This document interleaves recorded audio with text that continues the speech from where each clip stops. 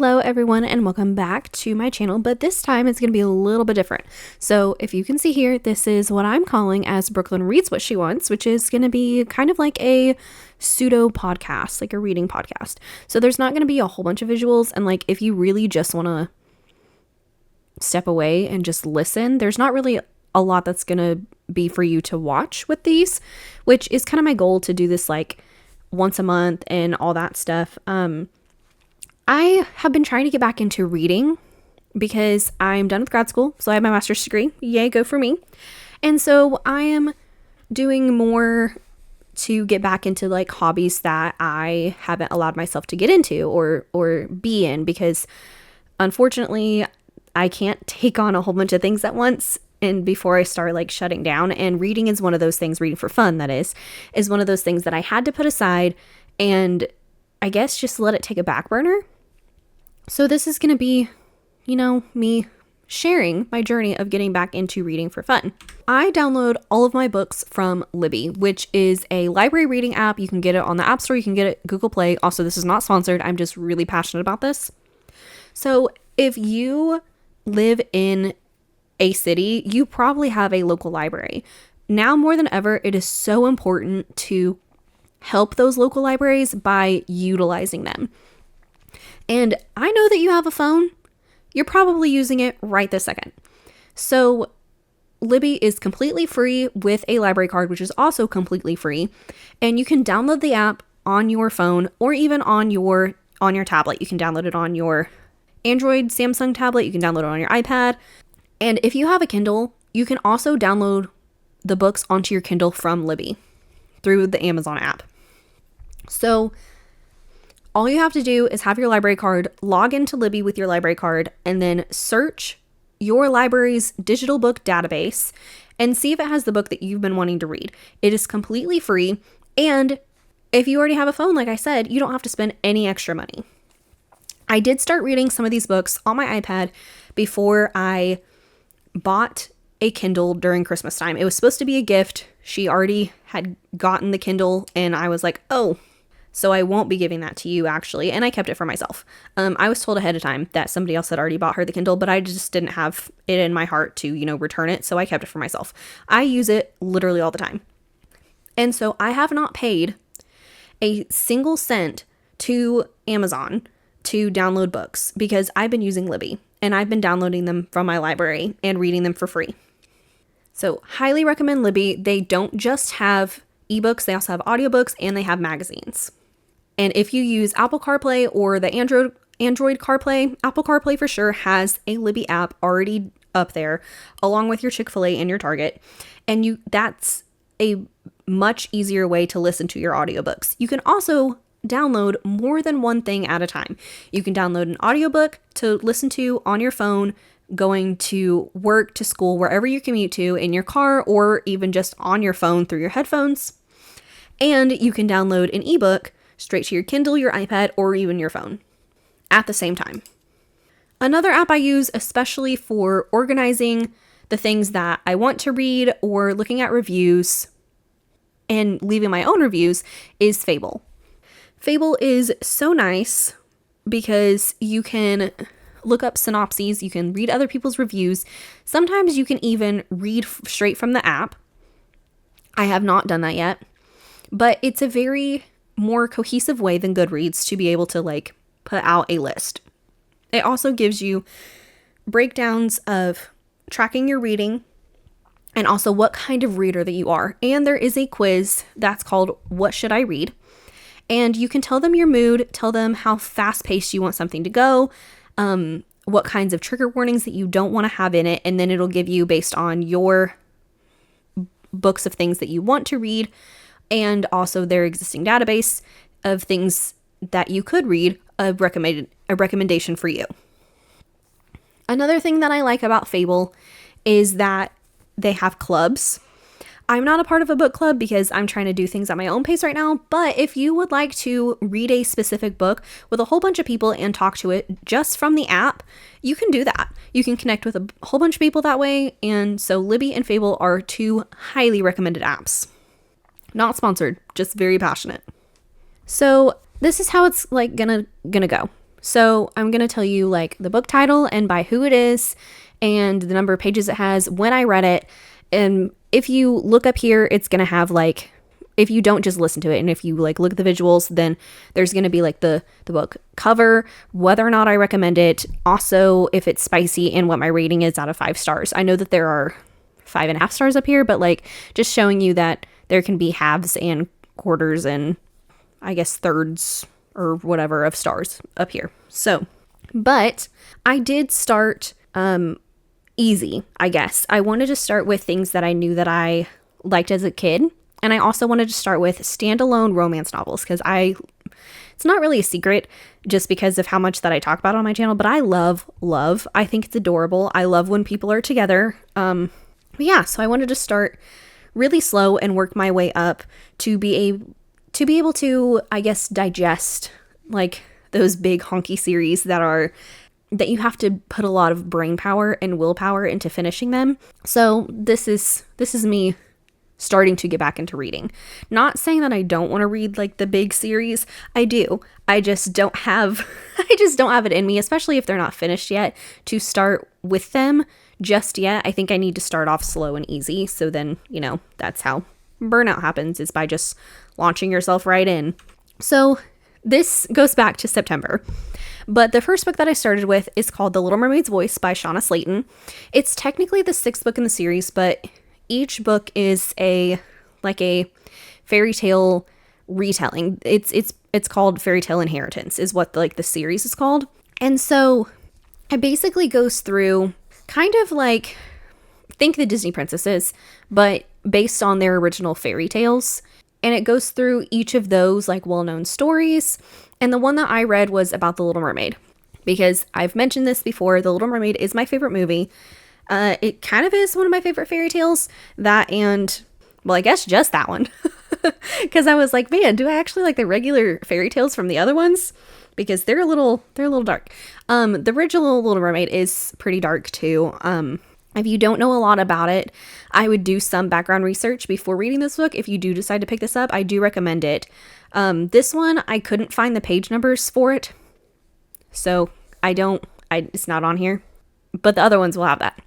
I do rank it a 4.5 out of 5 stars. It's pretty good. So I will give you like the short premise of it. If you'd like a more in-depth review about it, I can do that. I just want to keep this video as spoiler-free as possible. So just to get started with my monthly wrap-up of things, even though this goes back from September. So this one's going to be from September through May.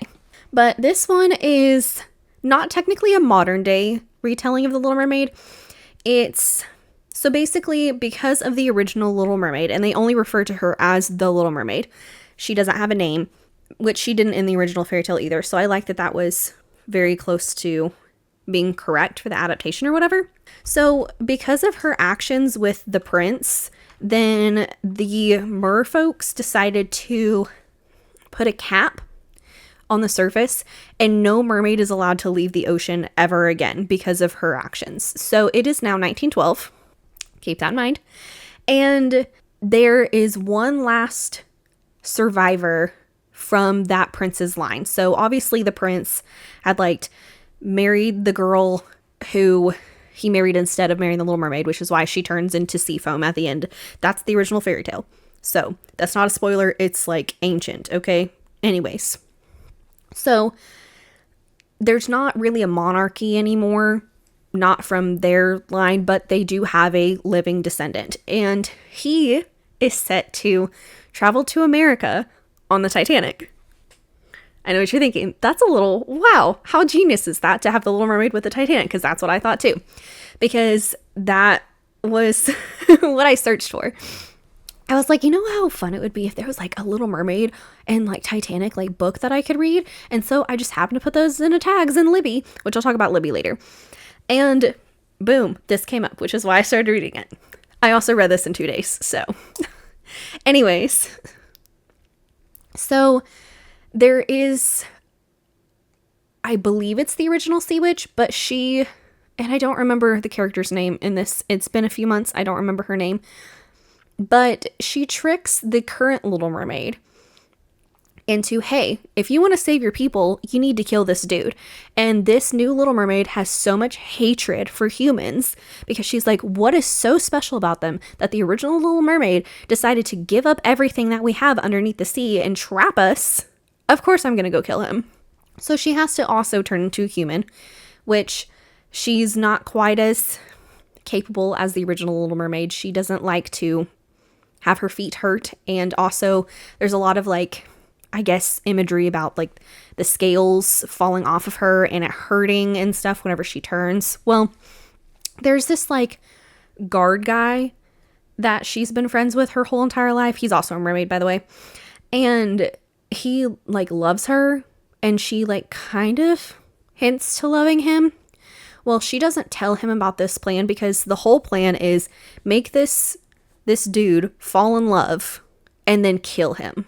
And so they're on the Titanic, naturally, and they, shenanigans, trying to get this guy to fall in love with her. He's the prince's descendant, by the way. I don't remember his name either. But he's very nice to her. He just doesn't seem to like her.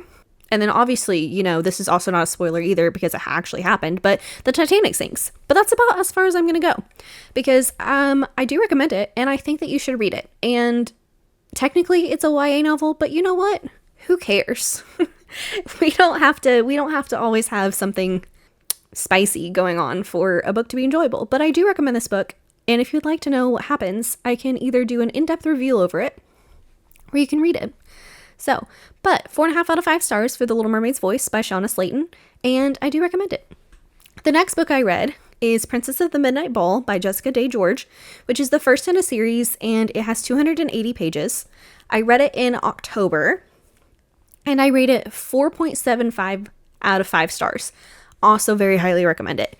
This is a book that I did read as a kid, so... This is going to sound really lame, but I was literally in the library either every week, sometimes twice a week when I was in school. Kind of was friends with the librarian. So yeah, anyways, but I really liked this book when I was a kid. And I remember reading it actually more than once because I liked it so much. And when I read it this time, I was like, man, this is a lot darker than I remember it being when I was a kid, but it is so good. So it is a 12 Dancing Princesses retelling, which makes sense on why I read it because Barbie and the 12 Dancing Princesses is one of my favorite Barbie movies other than, Magic of Pegasus and Swan Lake. But because it is a 12 Dancing Princesses retelling, it is pretty dark and gruesome actually. So the princesses are all named after flowers. And the oldest princess, which is, the main character in this book, her name is Rose. Well, they have been cursed to dance every night of their life. Literally for, oh goodness, I want to say at least 12 years. I don't remember. Because the late queen made a deal with, like, the King Understone is his name, and she wanted to have babies because they needed an heir. And so he's like, yeah, sure, I'll give you heirs. They're all going to be daughters though. And you're going to have 12 of them, literally a year apart every single time. So they're all a year apart. It's crazy.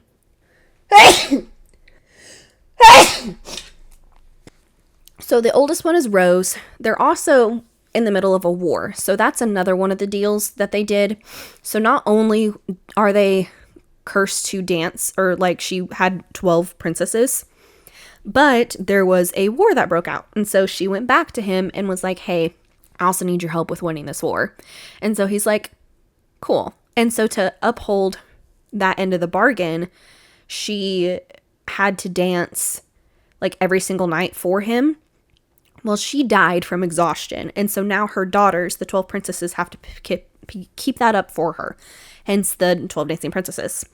So we also have another POV. It's in third person, but it switches back and forth between Rose and the male main character. His name is Galen. So Galen is coming back home from the war. I think he got hurt. I don't really remember. But he has like family in in the same town that the castle is in, where the princesses are. And he starts to work in the gardens. Well, he falls in love with the princess. She doesn't really want to give him her heart because the King Understone has 12 sons. And see where this is going? So they have to dance every single night. She's like, we still have like years left of this. I can't let him into our lives. This is crazy. Well, the king puts out a thing saying, if you can figure out why my daughters are exhausted and why their shoes have holes in them, even though they do not seem to leave their room, then you can marry one of my daughters. And so Galen's like, I have the fattest crush on Rose. I will take you up on that. So I can't tell you if he figures it out or not, but that's what happens. So it's really, I do recommend this book. It's really great. And as soon as I finished that one, I picked up the second one, even though I was like, I don't want to get into a series, but I did. I picked up the second one. And so like, this is kind of going to be spoilers for the first one. But this is called Princess of Glass by Jessica Day George. It is the second book in the Princess of the Midnight Ball like series or whatever. I read this literally right after and it is 266 pages, 66 pages. I do recommend this book, but it is slightly lower. I ranked it 4.5 out of 5 stars. And this is kind of a Cinderella retelling. So obviously Galen does, save the princesses. And so this is a few years after, but I won't tell you how he saves them because that is a really good part of the book. But he does save them. And so now we're on, I think Poppy is her name. I don't remember if Poppy's the one in this one or if it's the one in another one, but they're all flower names. So I'm pretty sure it's Poppy. And she's not the youngest. She's one of the middle ones. And she was old enough to remember all of the stuff with King Understone, and she hated dancing. That's a very big plot point. Well, she went back to her mother's homeland and is staying with like her cousins or whatnot, just because now that the princesses are free, they're allowed to like travel and stuff. And the king is like, hey, we need to reestablish some like trading between countries. And so she's like, here, I'll go to mom's old country because I've never seen it. I don't really remember her. And this is something that I would like to do. So while she's there, there's also this other prince. His name is Christian, I believe. I think so. Yeah.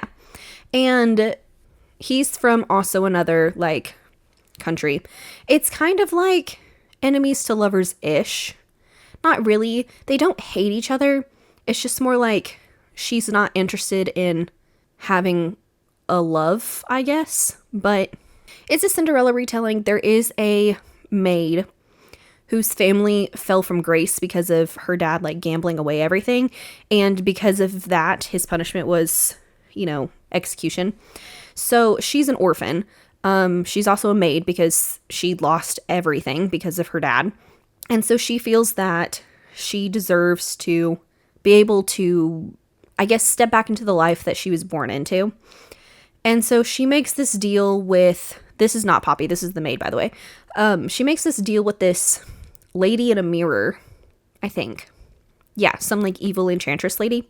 And she gets to go to like the ball or whatnot. Well, she doesn't ever speak.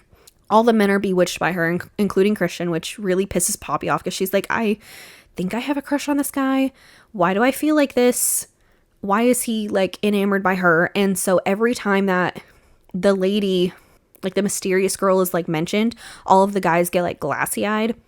And so Poppy's like, there's magic going on here, because she writes to Galen and Rose and is like, hey, something's going on. I need your help.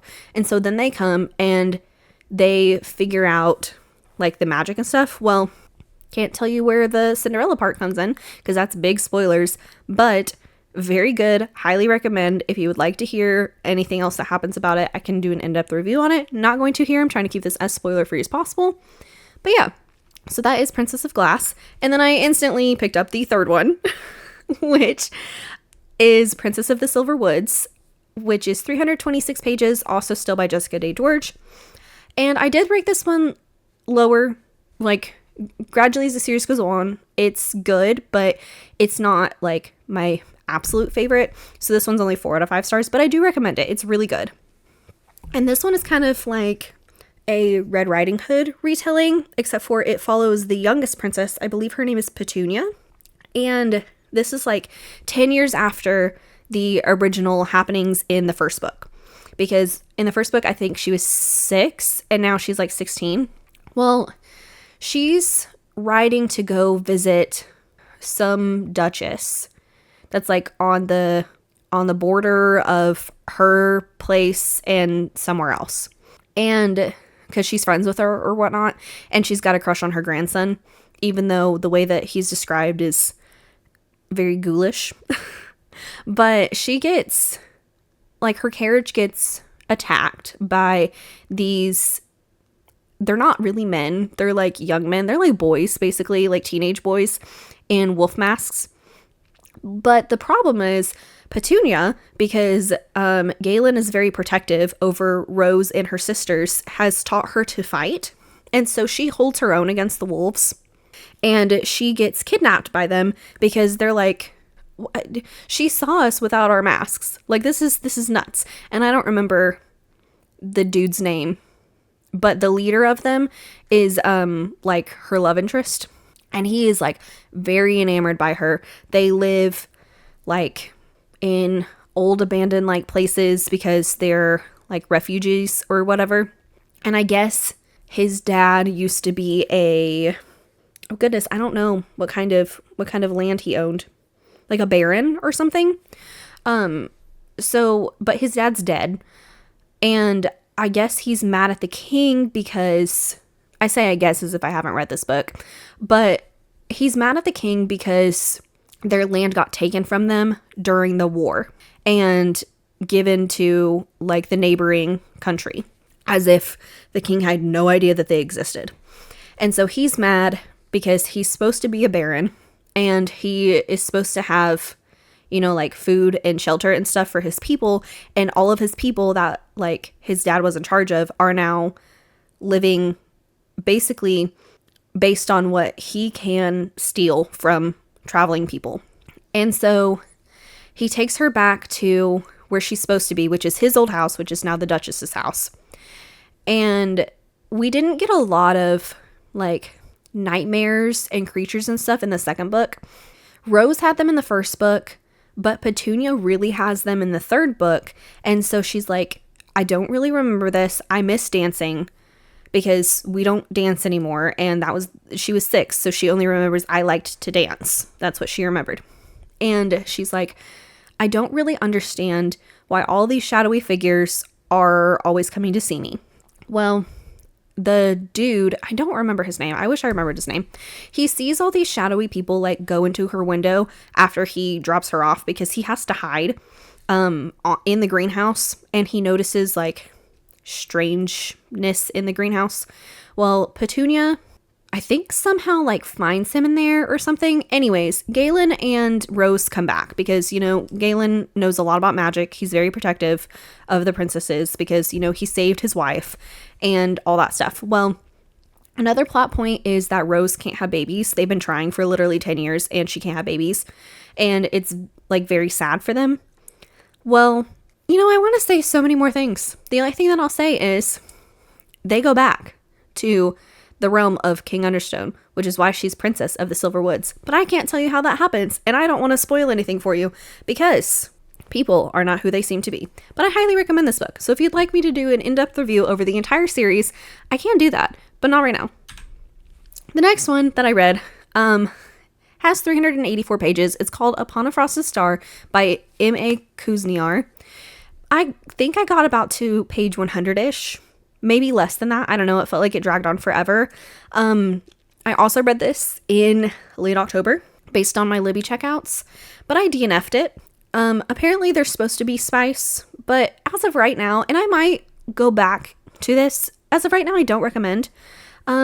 It's basically a Swan Lake retelling with a Great Gatsby vibe, which sounds so awesome because The Great Gatsby is one of my favorite books. And obviously I like Barbie Swan Lake, and I love the original ballet. And so you would think that I would, you know, like this book. However, and maybe I just needed to like skip a couple chapters because I only got to where he, and I don't know if this is a spoiler or not, but I only got to where he broke into her house and finds out that her name is like Lakin or something. Lakely. I don't know. She's supposed to be Odette, is basically who she's supposed to be. And maybe that's like her real name, like Lakely Odette or something. I don't remember. Something with lakes and Odette. And that's about all that I got. And I was like, I can't finish this book. It is painful and I'm not enjoying myself. So I DNF'd it. It takes forever to set up the stuff. Like, several years go by before he even meets the female main character. He gets invited to one of her like lavish Great Gatsby parties, and it only happens like the night of the first snowfall. Like, when the first snowfall happens, then there's like invitations that go around all around London, because it happens in London in 1920 something. So he only has gone to one of the parties, and that happens like 2 years after the story like starts. So they talk about the party. There's a whole bunch of like setup of, he's an artist, I believe, of him and his friend and the girl that his friend kind of digs, but like they're not really together. And I think the girl really, it kind of is into like the male main character, but I don't remember any of their names. And I don't know, it took so much setup that I was getting bored with it. And I really just wanted to get into the story. So maybe if I tried it again and I just skipped until like further in, maybe I would like it a little bit more. He does have a conversation with the girl, and then he doesn't really remember much else. But yeah, not a lot to say about this one. If you liked it, please tell me why you liked it and tell me why I should stick with it. I did read some of the reviews on Fable, and a lot of people seem to have the same qualms with it that I did. I did put the spicy tag up because I did see on Fable that was one of the things that it had in it was some spice, but I can't confirm nor deny that because I didn't get that far. But that's Upon a Frosted Star by M.A. Kuzniar. I know that there's another one that she's written, but I don't remember what it's called. It's like a the Nutcracker and something else kind of retelling. Kind of like how this one is Swan Lake and Great Gatsby. The other one's like Nutcracker and something else. So kind of Barbie coded, but also not fantastical enough to keep me interested. But I might try it again. Who knows? And then I took a break from reading until January, when there was a whole bunch of snow days, and I literally read this book in one sitting. I couldn't get out of my driveway, so I had to call out of my part-time job, and I was like, I'm reading a book. So I read all 416 pages of How to Lose a Lord in 10 Days by Sophie Irwin in one sitting. It was great. Definitely a 4 out of 5 star book. Not really spicy. They kiss, which might be a spoiler, but that's about as far as it goes. So I didn't put the spicy tag up here, but I do recommend it. It's really cute. I wish I remembered their names. I thought that I did, but I don't. Her name starts with like an L or something. And she's got this like older brother, and they're orphans technically. They're being raised by their aunt and their uncle. And she overhears the dude, and his name, I believe, starts with an A. I really wish that I remember their names. I should have done a little bit better research, but whenever I go more in depth with these, then I will. But I guess she overhears him at a ball saying that he needs a wife, but the problem is they're all country bumpkins, and he needs one that's like more refined or whatever. And so out of spite, she's like, I'll show you that I'm not a country bumpkin and I'm refined. The problem is, he's like, finally, a girl who is graceful. And then he goes to her house and is like, will you marry me? And her aunt and her uncle are like, yes, finally get her out of this house. And she's like, no, this wasn't my plan. And so she and her brother talk about it, because they get invited to he's like a duke. So he's a son of a duke. I think he's a son of a duke. And they get invited to his cousin's house, which his cousin is, I don't remember her name either. I feel like it starts with a P though. But they get invited to her country house. And she's like, we'll be here for 10 days. I have 10 days to get him to change his mind. And so she just flips and is like, if you think that I'm crazy, I'm going to show you crazy. But the problem is she can't go too overboard, or else her aunt and her uncle back in the city are going to know about it. So she's got to keep it on the DL that she wants him to not be in love with her. Well, the problem is they start to actually like each other. Obviously, it's a standalone romance novel, but you'll just have to read it to see for yourself of how that ends, because I got several things to say about the ending, and that'll just have to be for my more in-depth review. But that is How to Lose a Lord in 10 Days by Sophie Irwin. I do recommend it. And then in late February, early March, I decided, you know what, I remember this book whenever I was a kid. It's called The Wide Awake Princess by E.D. Baker. It's 261 pages, and I ranked it 4.75 out of 5 stars because I love this book. It's a Sleeping Beauty retelling with some more little, like fairy tale things like woven in, like Hansel and Gretel. There's, I don't know, like, I don't remember what that fairy tale's called, but there's like a guy who's been like cursed to be a bear and other things. So not her princess, but her sister, they're both princesses, but her sister, because her name is Annabelle, and she just goes by Annie, but her sister, Princess Gwendolyn, was like, she is the Sleeping Beauty in this story, but she was blessed with so many gifts until like this evil enchantress was like, hey, on your 16th birthday, you're gonna prick your finger on a spinning wheel, and you're gonna die. And so her parents are like, oh no, that's awful. And so their second princess, they were like, we don't want her to have any gifts, no nothing. We need her to be protected. So Annie, the main character, was blessed but cursed with no magic can touch her. And so she's not quite as pretty as her sister.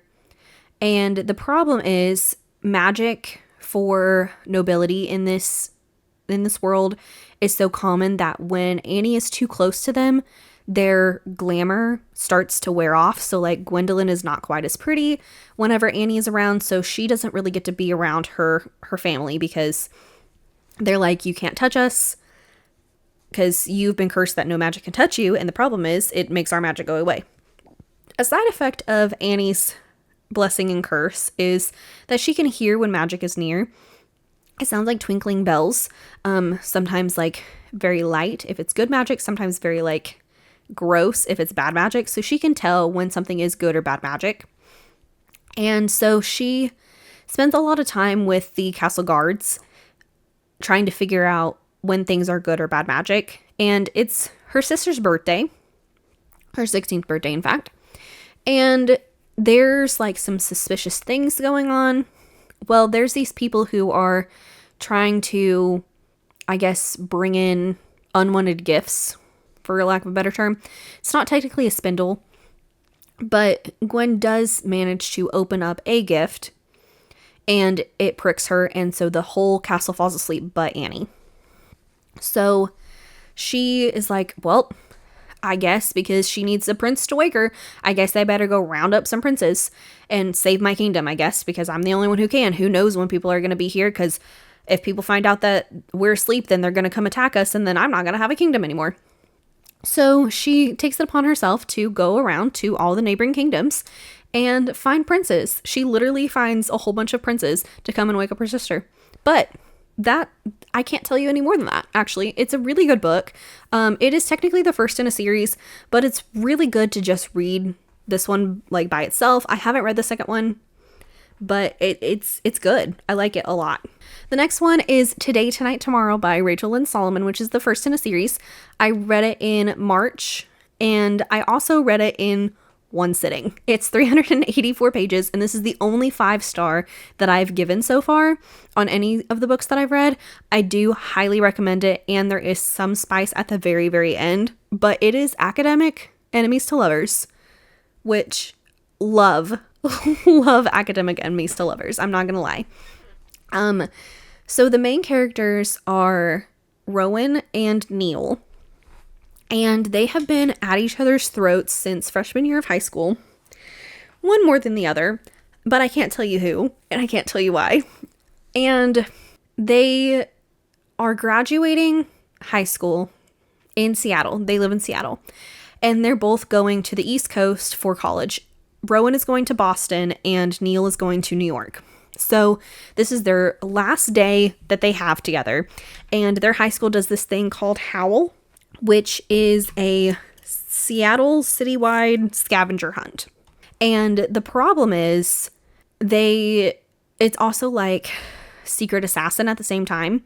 You have like slips of paper of people who you need to like eliminate to get out of the game.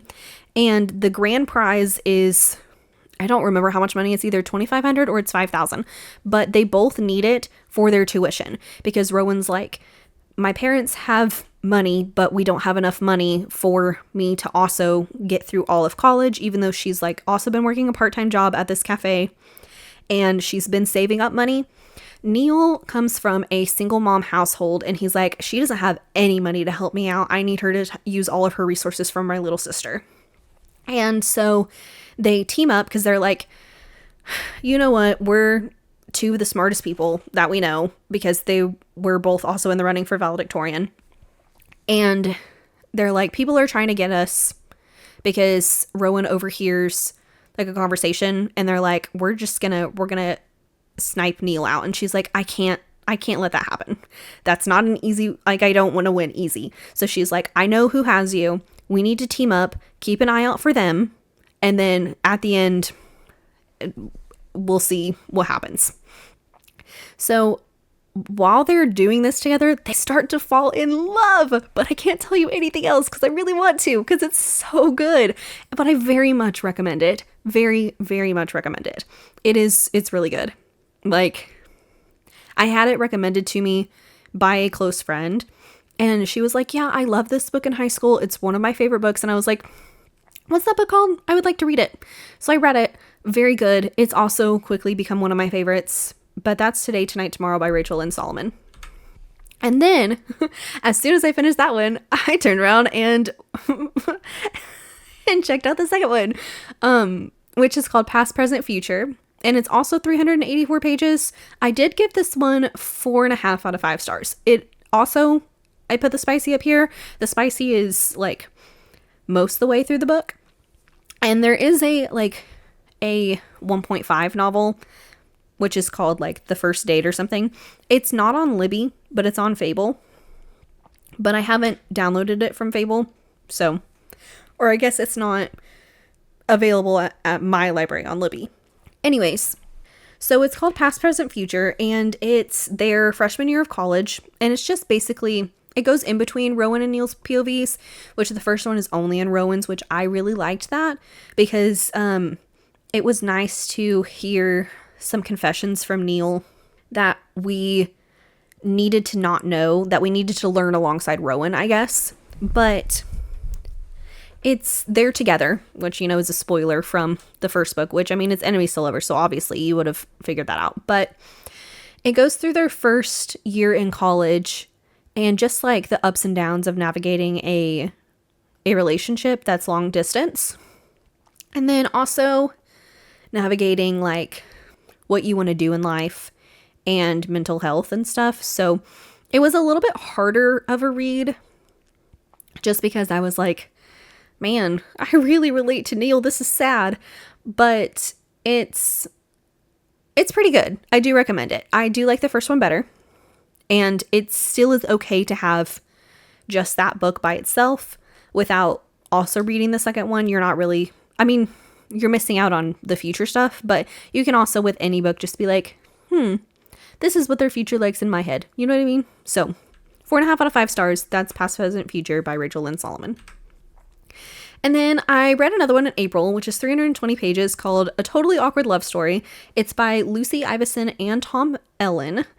It does have spice in it, but I don't recommend it. And I forced myself to read this one because I was like, I've already DNF'd Upon a Frosted Star. I can't do that with this one.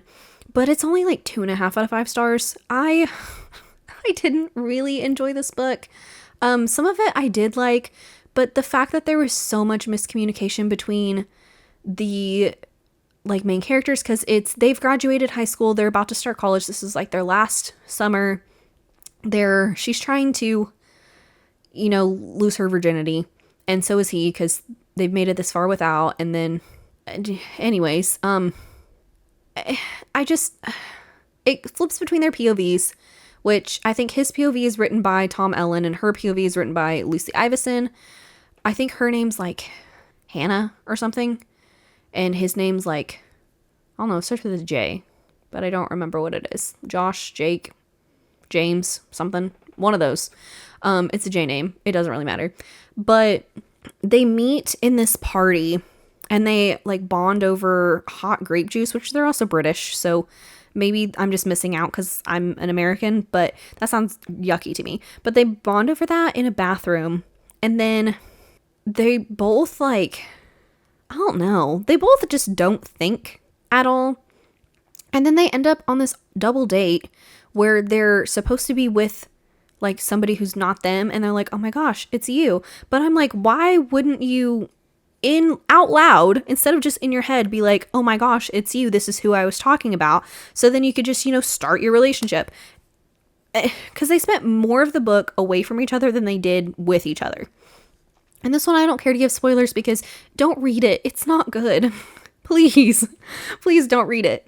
And she goes to like Greece or something, and I don't know, there's this guy named like Paxton or something that they meet up with. Also, cannot stand her friends.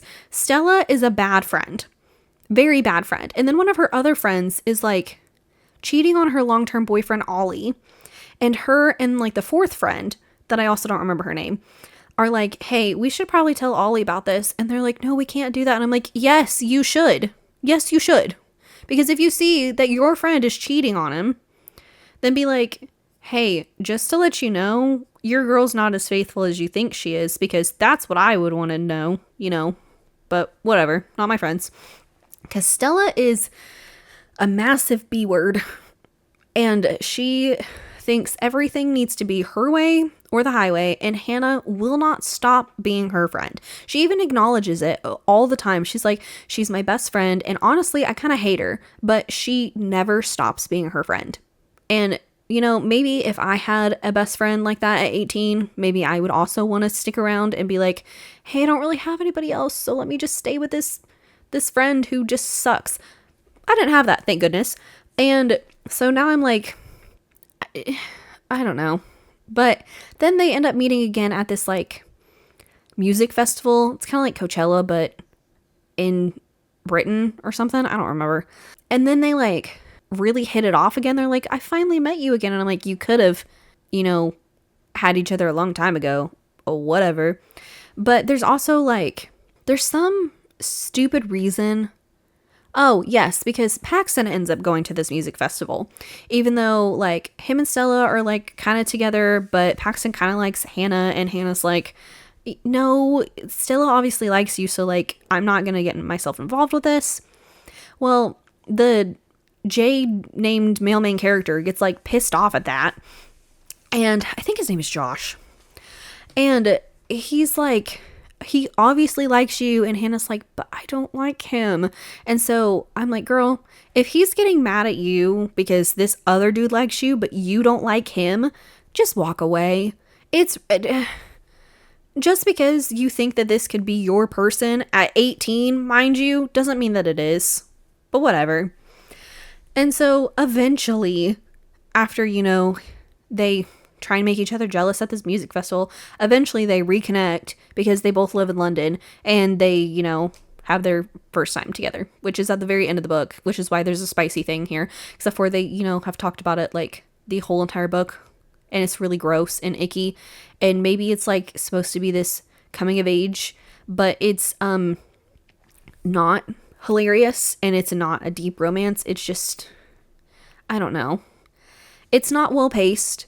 And there's a lot of things that I think are written just to have conflict, which was annoying. So don't recommend. But that's a totally awkward love story. And then I was like, I need to cleanse my palate because that was awful. So then I downloaded To Love and to Loathe by Martha Waters. I say downloaded, I checked it out from the library, which is actually apparently the second book in a series. The first one is To Have and to Hoax. I didn't realize that. I didn't read it. So I don't know if you need to read that book before you read this book. It was 352 pages. I did only rate it 3.75 out of 5 stars. It was fine. It's very spicy. Most of it's spice. I do, I guess, recommend it. It's like 75% recommend. There's this, she's a widow and he's a rake and his name's Jeremy, but I can't for the life of me remember what her name is. Yeah, I don't remember, but they're at this like country house, but I don't remember whose it is. And they're all like friends or whatnot. And they decided to make this deal that she's like, I need to have a lover because my husband's been dead for like 2 years. I'm missing all the action. And he's like, this is so silly. The last girl that I was with told me that I wasn't good enough. And so I need a confidence boost. And so they're like, let's just be with each other. And so most of the book is just like their fornications, for lack of a better term. But they are childhood friends. And so they know a lot about each other. And obviously they end up falling in love, but I can't tell you anything else. And because there's some like twist in there and you're like, whoa, okay. Because she feels that he's falling in love with her. And she's like, no, I can't have this. He needs to get married, but it's not going to be to me. I want my freedom. And so on the side, even though she's like doing all these things with him, she's also trying to get him married to one of the other eligible women who have never been married and are younger than her that are also at this like country party. Anyways, so that's To Love and to Loathe by Martha Waters. Pretty good. I didn't read again until May because, I had all of my hiatus thing, wasn't doing so well, but I did finally, and this was at like the beginning of the month, I think after I graduated, and this was only like a couple weeks ago. So this is called The 13 Treasures by Michelle Harrison. It is page 1 in the 13 series. It's 380 pages. I also gave it 3.75 out of 5 stars. I probably should have given it a full 4 stars. It's no spice. It's YA, but it's very, very dark. I read this one as a kid, and I remember really liking it. It's about this girl. She's like 13, and she can see fairies, and it's just her and her mom. We haven't found out what happens to her dad yet, and I don't remember. I vaguely remember the next 2 books, but she gets sent to live with her grandma in the country. It also happens in England, by the way. And she's like, because her mom's really fed up with her daughter's shenanigans, which aren't really her fault because the fairies are like playing tricks and stuff, because she is trying to find somebody to listen to about it, and the fairies don't like that. So she gets sent to the country to be with her grandma for 2 weeks, and she hates it there because her grandma doesn't talk to her. She's not really close to her. There's like the groundskeeper, his name's Warwick. Also the main character's name is Tanya. But the groundskeeper's name's Warwick, and he has a son named Fabian. And then the groundskeeper's dad named Amos lives upstairs. So like it's Amos, her grandma's name is Florence, Fabian, Warwick, and then Tanya. And then Tanya has a dog named Oberon, which is funny because, that's the king of the fairies in Shakespeare's Midsummer Night's Dream.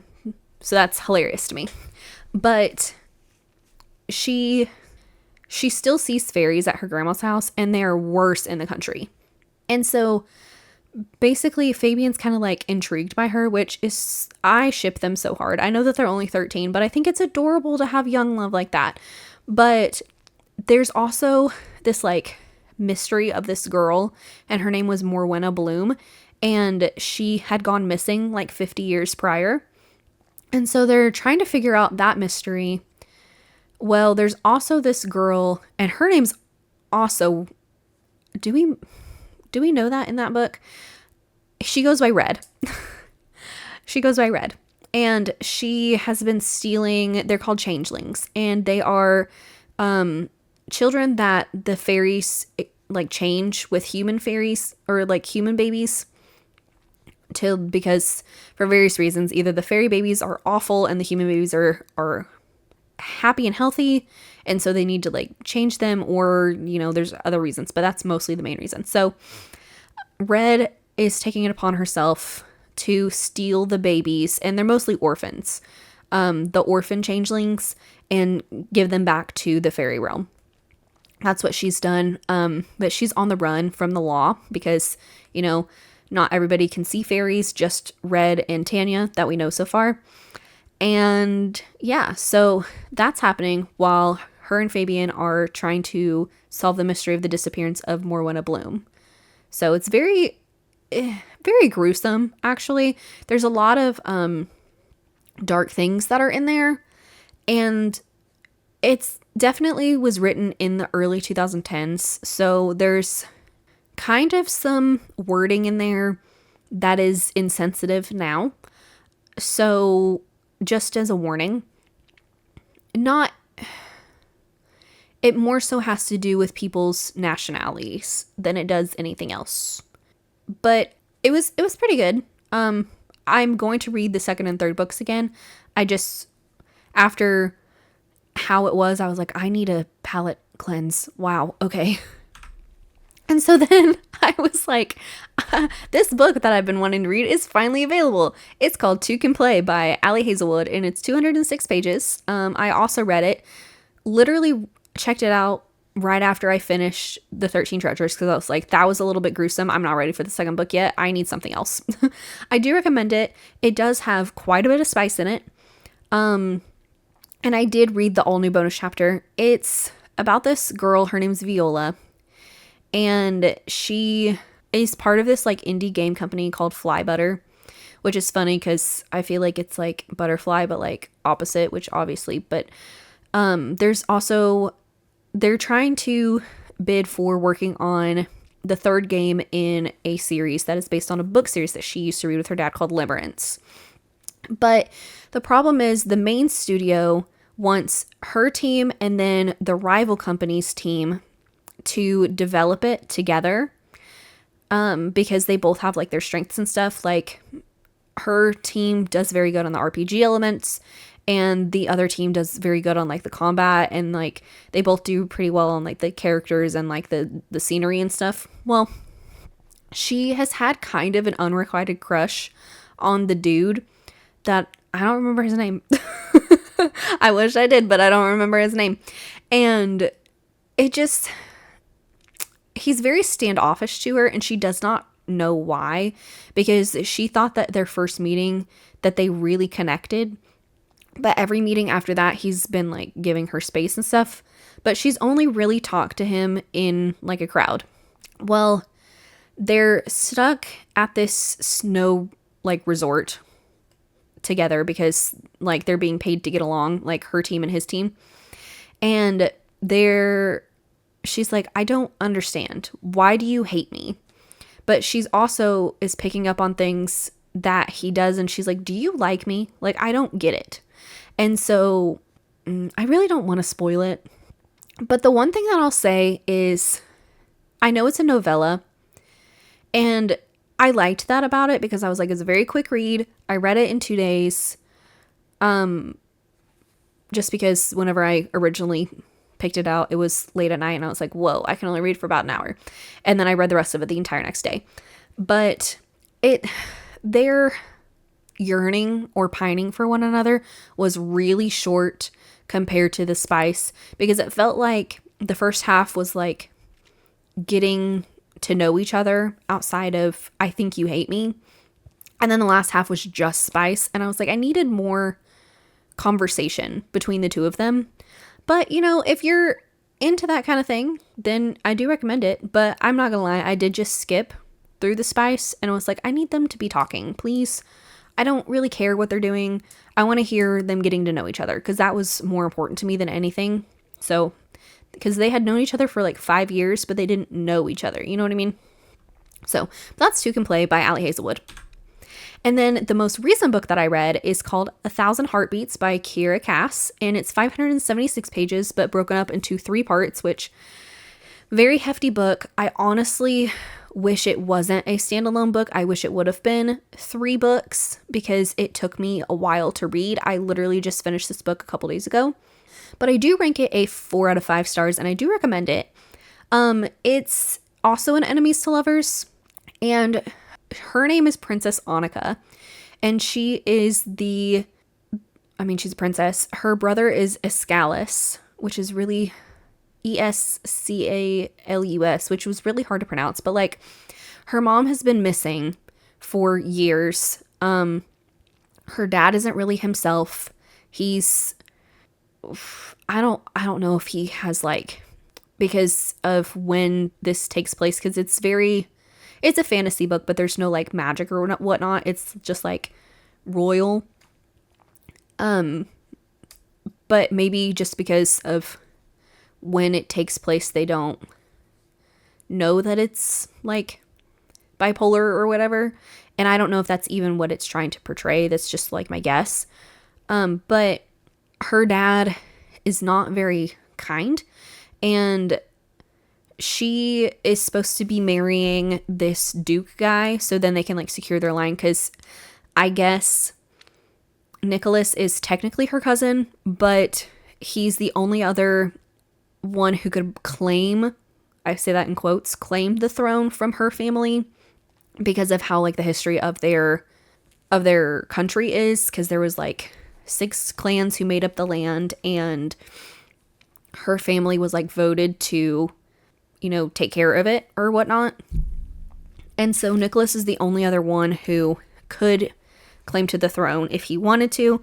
And so the king's like, so you two must be married, and we'll find another princess for Escalus. So she hates Nicholas, and honestly, I didn't mind him until like the very end, which I'll get into that in a more in-depth review, because he felt very like on the spectrum coded, because he was like, I don't really know how to express my emotions for you in words, and I'm so sorry. And I was like, oh, that's so sweet. Neither does mine.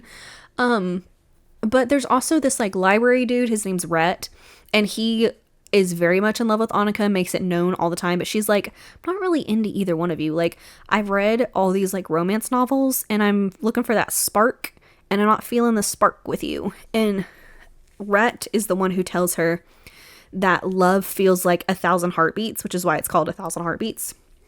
Well, Annika and Nicholas are out riding one day, because it's also a dual POV between her and the mailman character, which I'll talk about him in just a second. She gets kidnapped by the mailman character, and his name is Lennox. And so we learn before she gets kidnapped that he is part of the missing 7th clan of the history, and they believe that they have a stake in the kingdom, but they've been cast aside. It feels very reminiscent of Princess of the Silver Woods, because it's like forgotten people, but this is like 100 years, whereas the Princess of the Silver Woods one was more recent, I guess. But Lennox is like, we need to send a message and steal the crown, because the leader of the clan that he's at, his name's like Kwan or something. It's Kawan. Well, they have to be sent on like, they're called commissions, but they're basically just missions instead of commissions. And so Lennox is like, we're going to send a message and steal the crown, because years earlier they tried to assassinate the king, like Annika's dad, the king. Well, it wasn't long after that her mom went missing. And they both have mentioned that, but neither of them has said anything else about it. And so I don't know that I want to either. But anyways, Annika gets kidnapped by Lennox, and I really don't want to tell you anything else, because it's very spoilery. The only thing that I'm going to say is one of the conversations that happens in part 3, I believe, between Lennox and Annika, I really wish would have happened sooner, because the only conversation that they had after he kidnaps her is about what actually happened to her mother and about what their favorite constellation is. And then he lets her escape. Like, he's like, for some reason, I have to let her escape. Which, obviously, you know that they're gonna... the author's like, hey, hello, they're gonna end up together. But... And so I knew that going into it, because it is an enemies to lovers. But they also, like, dream about each other. Which, I'm pretty sure it's, like, the same dream. And when... there's not a pre-established, like, magical anything, or, like, and they don't even mention the word religion until part 3. And I'm like, if there's not a presence of something of a higher power, how on earth are you having the same dreams? Like, that just, I can wrap my head around it if you tell me the reason why, and there wasn't really an established reason why, because they didn't even use, like, fated mates or anything. But anyways, they spend most of the time thinking about each other, not knowing why they're thinking about each other, but also being like, they stand for everything that I'm against. I hate them. So, I don't know. It was too much of a slow burn for my taste. But yeah, that is the first episode of my Brooklyn Reads What She Wants reading podcast. I say podcast loosely because it's going on YouTube and not anything else. But if you want me to go in more depth with these books and give like an actual review of them, I will learn their names before I give a review. Please let me know. This is new to me. This is probably going to be like my monthly wrap up is probably going to be something that I do literally just monthly. And I just wanted to start out with this one. But yeah. So if you have any book recommendations for me, please also leave them below. I like romance. Not a huge sci-fi person, but I did read Ender's Game when I was a kid and I did like it. So who knows? Maybe I'll like it again. But yeah. So, thank you so much for listening, mostly, unless you did look at the visuals, but there wasn't really a lot on there going on. And also, don't forget to check out Libby and Fable, even though that's not sponsored. I just like them a lot. So, bye guys. By the way, don't forget to download Libby and Fable for all of your reading needs. Not sponsored, just passionate.